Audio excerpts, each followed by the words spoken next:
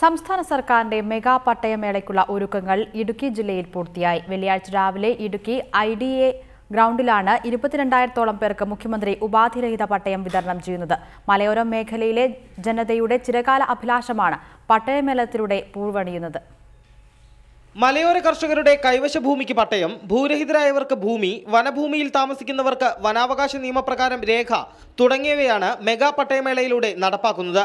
ജില്ലയിലെ എല്ലാത്തരം ഭൂമികളിലും നിതാന്ത ജാഗ്രതയോടെയുള്ള ഇടപെടലുകൾ നടത്തിക്കൊണ്ടാണ് ജില്ലാ ഭരണകൂടം പട്ടയമേളയ്ക്ക് തയ്യാറെടുത്തിരിക്കുന്നത്. വർഷങ്ങളായി മുടങ്ങിക്കിടക്കുന്ന നടപടികൾ പൂർത്തിയാക്കി മികച്ച പുരോഗതി കൈവരിക്കാനുള്ള നടപടികൾ സ്വീകരിച്ചതായി ജില്ലാ കളക്ടർ വി രതീശൻ അറിയിച്ചു. ഈ 22-ാം തീയതി മലയോര ജനങ്ങളുടെ കൈവശ ഭൂമിക്ക് പട്ടയം കൊടുക്കുന്നതിന് പുറമെ വിവിധ തരത്തിലുള്ള പട്ടയങ്ങൾ ജില്ലയിൽ നൽകുന്നുണ്ട്. അനധികൃത കയ്യേറ്റങ്ങൾ, സങ്കീർണമായ കോടതി വ്യവഹാരങ്ങൾ തുടങ്ങി ഒട്ടനവധി പ്രതിസന്ധികൾ തരണം ചെയ്താണ് അർഹരായ കർഷകർക്കുള്ള പട്ടയങ്ങൾ തയ്യാറാക്കിയിരിക്കുന്നത്. നേരത്തെ നൽകിയ പട്ടയങ്ങൾ ഉപാധികൾക്ക് വിധേയമായിരുന്നതിനാൽ കർഷകരെ പ്രതികൂലമായി ഇത് ബാധിച്ചിരുന്നു. എന്നാൽ അത്തരം ചട്ടങ്ങൾ ഉപേക്ഷിച്ച് ഉപാധിരഹിത പട്ടയം വിതരണം ചെയ്യുന്നതോടെ മലയോര ജനതയുടെ ദീർഘനാളായുള്ള പ്രശ്നങ്ങൾക്കാണ് പരിഹാരമാകുക. ഉപാധിരഹിത പട്ടയം എന്ന ആവശ്യം ഹൈറേഞ്ച് സംരക്ഷണ സമിതി ശക്തമായി ഉന്നയിക്കുന്നതിനൊപ്പമാണ് അനുകൂല തീരുമാനവുമായി സംസ്ഥാന സർക്കാരും മുന്നിട്ടിറങ്ങിയത്. റിപ്പോർട്ടർ, ഇടുക്കി.